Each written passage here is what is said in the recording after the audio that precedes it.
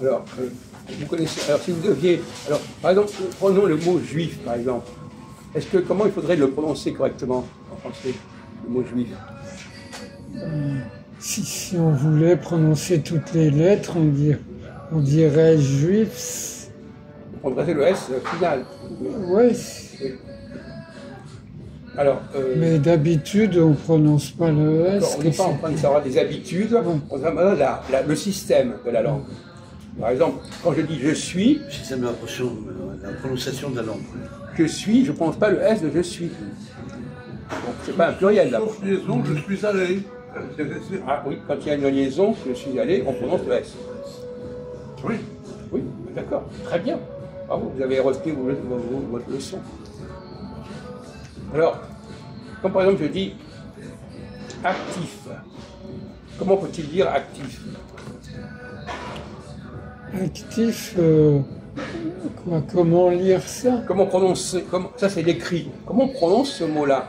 Je ne parle pas de la pratique française actuelle. Comment il faudrait la prononcer? Laissez de côté ce que vous avez appris et comment ça se pratique. Parce qu'au féminin, elle est assise. Au masculin, je suis assis. Au féminin, le S se prononce, pas au masculin. Oui, c'est vrai. De même que actif, en féminin, ça veut dire active. Mais c'est pas le problème. Est-ce qu'il faut prononcer le F de actif? Je suis Le F de actif, faut-il le prononcer ou pas? actif. Oui.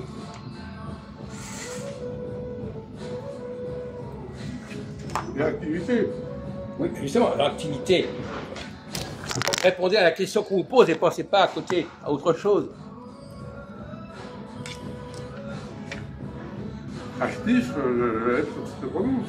Non, mais il se prononce. Non, mais il se prononce. Est-ce qu'il doit se prononcer? Est-ce qu'il se prononce? Oui, il se prononce. Mais est-ce qu'il doit se prononcer? Bien sûr. Pourquoi bien sûr? C'est comme ça que vous avez appris quand vous aviez 8 ans. Vous avez vu que pour la Bible, on n'est pas obligé de répéter ce que les autres disent, etc. Alors c'est pareil là. Bon. Alors, comment on vous appelle? Christophe. Oui. Alors comment doit-on prononcer actif? Acti. Acti. Alors expliquez à vos camarades pourquoi et quels sont les autres cas que vous avez en tête. Donc si je dis je suis, vous ne prononcez pas le S de je suis. Parce que quelle est la règle à votre avis là derrière tout ça? Par exemple, je dis je veux manger. Manger.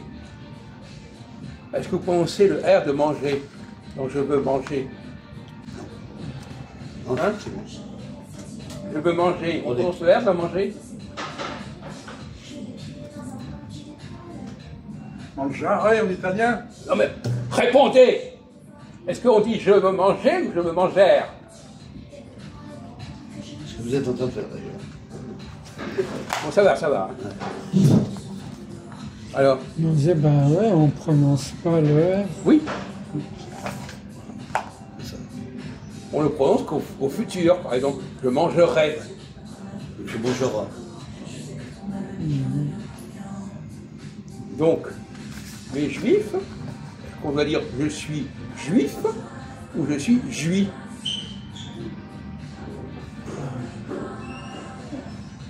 On pourrait dire je suis juif. On pourrait dire juif. Oui. Sûr. Le peuple juif.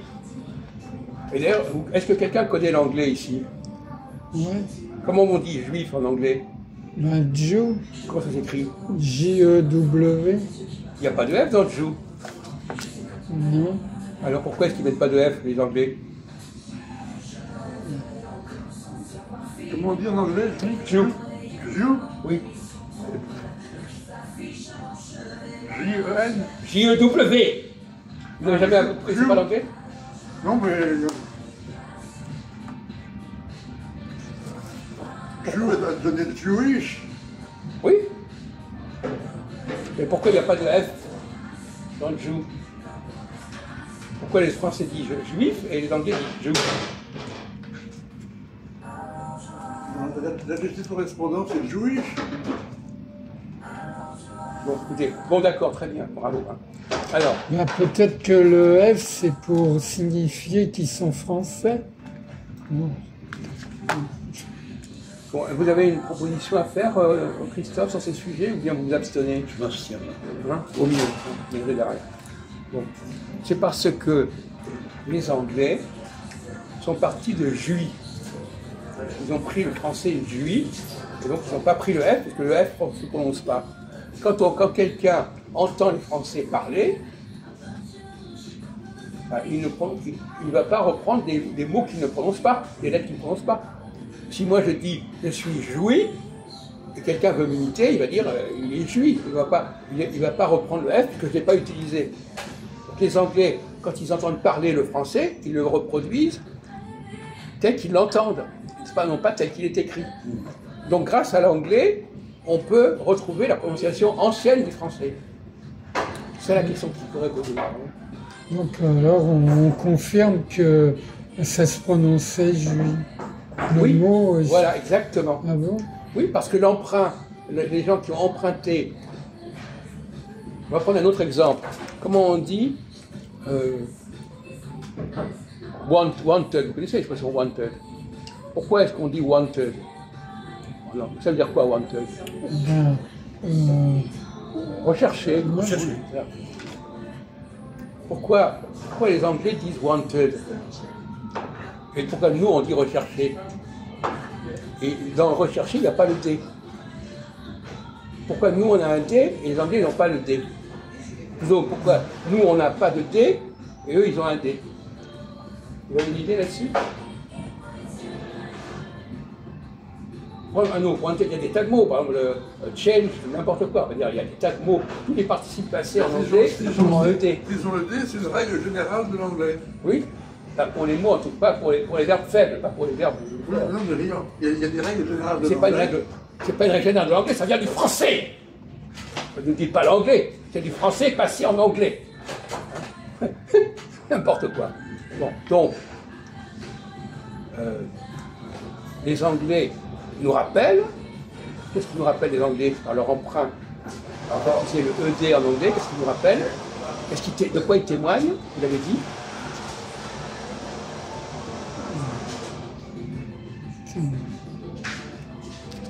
De quoi témoigne-t-il quand tu mets un ED pour le participe passé?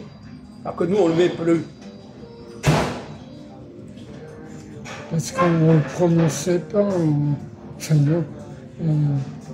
Mais si, justement. on prononçait. C'est l'inverse, là. C'est l'inverse. Ils ont pris. Autrefois, on disait plaid pour blé. Voilà, Plaid est devenu blé. c'est vrai. Bon, alors en espagnol, vous connaissez l'espagnol? Comment vous parlez espagnol un peu? Comment on dit en italien, comment on dit la comédie est finie? Finita la comédie. Finita, finita. Et donc dans finita, il y a un T. Bon. Alors, pourquoi nous, quand on dit fini, on n'a pas le T?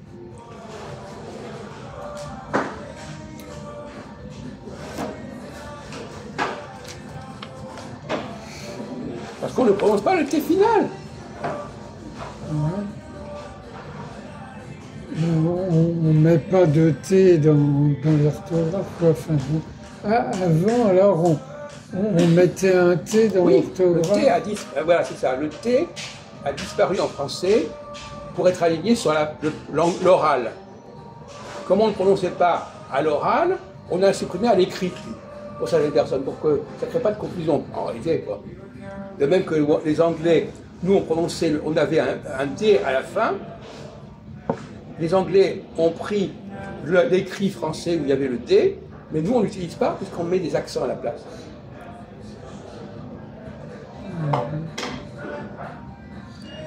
Finition, finitif. Mais là, wanted, par exemple, bon, ben, c'est un mot d'origine. Mais c'est un autre exemple, mais on s'en saxonne. fout, mais il y a des. Regarde, mais arrêtez de dire n'importe quoi. Change, là, c'est un mot français, bon, on dit change, là. Ouais, d'accord. Vous ne perdez pas dans les détails secondaires. Je vous donne un exemple comme ça.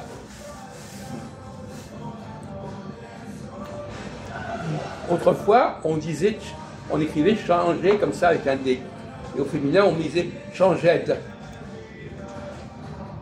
Alors, les Anglais nous rappellent qu'ils ont emprunté il y a très longtemps, et donc quand ils nous ont emprunté, on employait encore le D. Ça revient à ce qu'on disait tout à l'heure, c'est-à-dire qu'effectivement, il y a des emprunts de l'anglais qui nous permettent de reconstituer un état antérieur de la langue. Souvent l'emprunteur, je crois que vous savez avec moi, souvent les emprunteurs ont gardé des états antérieurs que celui à qui on a emprunté a oublié. Ça, c'est une méthode, c'est très important au niveau de la méthodologie historique. Souvent, c'est l'emprunteur qui a gardé le premier état de la langue. Alors que la personne à qui on a emprunté, elle a avancé. D'accord? Mais, malgré tout, sur le mot wanted, il n'y a pas d'origine française. On vous l'a déjà dit qu'on en avait rien à foutre, je sais. Ne me fatiguez pas. C'est pas le problème. Vous voyez votre faiblesse intellectuelle là. Le mot wanted, on l'a pris parmi 1000 autres exemples. Il y a des milliers d'exemples avec le D. Démonstrateur. Oui, mais ils n'ont pas emprunté le D au français Si, dans ce mot-là. si. C'est ça qui veut dire. Ils ont plaqué le ED français, même sur leur propre mot. Ils ont fait une règle générale. Ça a été rajouté. Voilà. C'est ça le problème. De la même Ah ouais, façon. ils ont voulu faire une règle générale. Voilà, exactement. Donc même des mots qui ne sont pas d'origine française, ils sont traités comme les mots français. Comme les mots français. De même que par exemple, prenons le mot danger. En français, on dit danger, en anglais, on dit comment? Dangerous. Non. Danger. Danger. Quelle est la différence entre l'anglais et le français dans la prononciation? Il y a combien de différences quand on passe de l'anglais? Plus sûr, il y a le N dessous, Oui, danger de dedans, oui. C'est ça, voilà. Et puis, et le danger au danger, il y a un accent. oui, Et il prononce le R qu'on ne prononce pas non plus. Il prononce le N que nous on ne prononce pas. Mais il y a un autre cas, il y a un troisième exemple dans ce mot danger, une chose qu'on ne prononce pas en français. Alors c'est quoi les troisième particularités?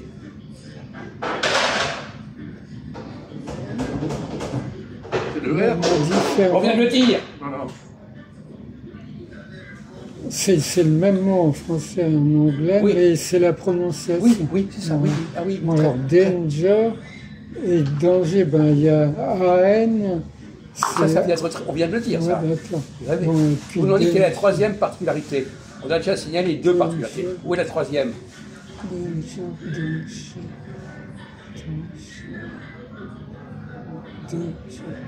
ben, l'accent tonique. Non, mais non. Non, mais on pourrait dire danger, on dit danger. Voilà.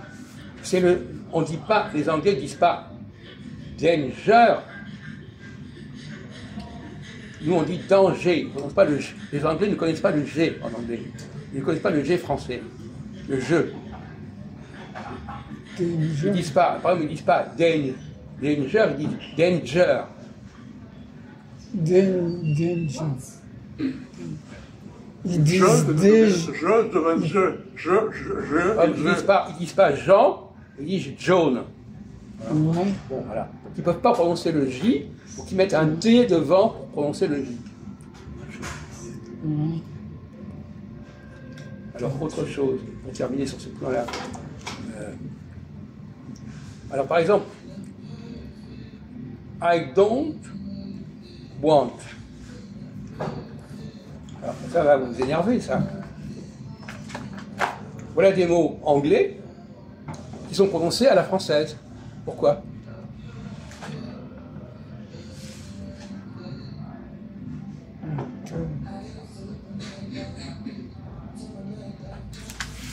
Parce que normalement, ça y a do not, il devient don't, c'est ça tout. Oui. Le on, il n'existe pas en anglais, le on. Il n'existe que par rapport au français. En allemand, les Anglais, ils devraient dire I don't, ne pas I don't.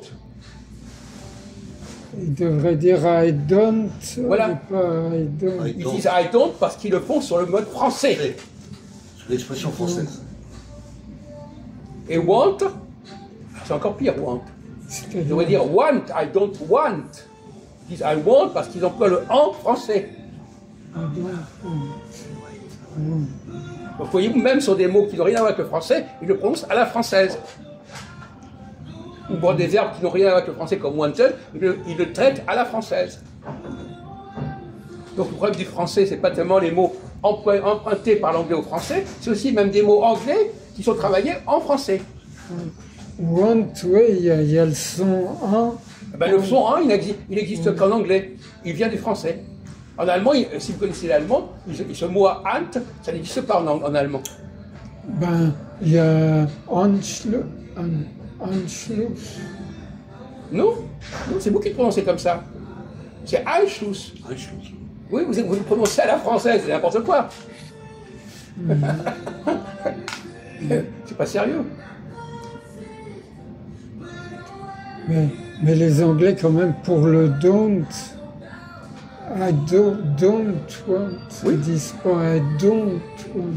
Ils disent I don't. Non, il dit ça. Non, écoutez, vous n'allez pas nous faire le petit anglais qui connaît tout. Ils disent I don't. Voilà, point. Et ils ne le prononcent pas du tout à l'anglaise. Et comment ils disent I can't? Comment vous prononcez I can't? I can't. Non, ils disent I can't. Ah, vous avez mal appris l'anglais, mon vieux.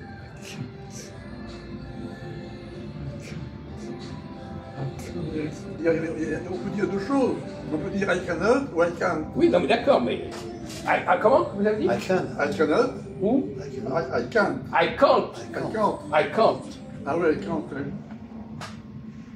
Bien sûr, si c'est en. Oui, I cannot ou I can't, oui. Et par exemple, alors, un autre cas intéressant, c'est I should ou I could. Ou you, par exemple, you. Pourquoi est-ce qu'ils disent you, les Anglais? Ils n'ont aucune raison de dire you. La forme OU n'est pas du tout une forme germanique. Les Allemands n'ont absolument pas le OU en allemand. C'est encore un mot, c'est un mot anglais prononcé à la française. Bah, ils ont quand même le son ou. Non, par exemple. ils n'ont pas le son OU. Ils l'ont uniquement par rapport au français. YouTube, c'est quoi? Dites-nous, donnez-nous un son OU qui vient pas du... Ben, c'est Ah vraiment Pour bien tube. faire, YouTube. pour bien faire, il faut remonter au frison. Ils disent pas YouTube, ils disent tube, ils disent pas OU. Ouais. L'anglais dérive du frison. Pour bien faire, il faudrait aller voir les Hollandais, qui eux connaissent le frison, etc. C'est-à-dire qu'ils vont Écoutez, épargnez-nous vos digressions merdiques, hein, s'il vous plaît. Soon. Comment? Soon. Quoi? Alors justement, tiens, Song. justement, pourquoi on dit a song? Voilà encore un mot français à la française. Il n'y a aucune raison de dire on dans son. Vous dites pas a song? Eh ben, c'est du français. C'est un mot anglais prononcé à la française. Française. Exemple, une sonde. Je sais que c'est un pays. Quoi? Une sonde. Pourquoi vous nous parlez de ça? Non, comme ça, c'est un exemple. Non, mais vous allez lui brouiller les idées en plus. Ah, d'accord. Donc, pour résumer, parce que vous avez l'air de découvrir complètement tout ce domaine-là, débarquer complètement, vous voyez bien que song, eh bien évidemment, c'est un mot anglais prononcé à la française. Voilà. Alors, un exemple inverse, quels sont les mots anglais? Non, quel serait le mot français prononcé à l'anglaise. C'est ça, ben. Attendez, on va se calmer là-dessus, s'il vous plaît. Hein. Mais le mot food, ça se prononce où? Quoi? De quoi vous parlez? Food, la nourriture en Food. anglais. Food, oui, Food. mais ça s'écrit pas OU. Non, Mais c'est ça le problème. Ouais, non, On mais parle des codes de prononciation. ils connaissent Mais on- le Mais son. la question ou. n'est pas là. La question c'est pourquoi ils écrivent you comme ça. Ils écrivent you à l'anglaise. Ils devraient écrire you avec deux O. Et donc ils le font pas. Pourquoi ils le font pas? Parce qu'ils le font. Ils imitent le français. Tout simplement. Autrement, vous avez raison, il devrait écrire you, Y2O comme food. Ça vous embouche à quoi, mon pauvre, hein? Voilà. Donc, on va prendre par exemple le mot mais, le mot de moi, de mai. Pourquoi est-ce qu'on dit mais en anglais? Pourquoi on dit I say? A day? C'est des formes françaises. Les mots anglais prononcés à la française. D'accord, français. My, say. Quoi? Quoi? Quand je disais my, au lieu de dire mais, my en gris. D'ailleurs, Forme d'expression. les Allemands, ils disent pas le mois de mai, ils disent le mot de mai. Voilà. Donc, mai, I say, a day, a play, c'est des écritures françaises prononcées à la française. Mais ça ne veut pas dire qu'ils n'ont pas le son par ailleurs, mais là, ils utilisent le son écrit à la française. C'est-à-dire qu'en français, à l'époque, au lieu d'écrire AI, on écrivait AY. Mais c'est pareil, ça, écoutez, ne nous perdez pas dans les détails. Non, mais c'était la Non, mais réalité. écoutez, épargnez-nous vos réflixes de second ordre. Bon, effectivement, il y avait certainement une convention, AI, AY, etc. Bon, pinaillez pas là-dessus, comme vous le faites d'habitude. Bon. Je vais montrer qu'il y a une connexion incroyable de mots qui s'écrivent à la française, qui s'orthographient à la française, même si ça peut correspondre à des mots, à des sons qui existent par ailleurs, mais ils ont le besoin de l'écrire à la française. En allemand, ich sage, ça veut dire je dis. En anglais, ça veut dire I say à la française. Voilà. A day, a tag, ça veut dire a day, D-A-Y. Voilà. Ou même par exemple, also, bon, on ne va pas prendre d'autres exemples, ça suffit. On ne va pas vous faire un cours là-dessus. Bon, vous débarquez complètement là-dessus, mais voilà la leçon. Hein.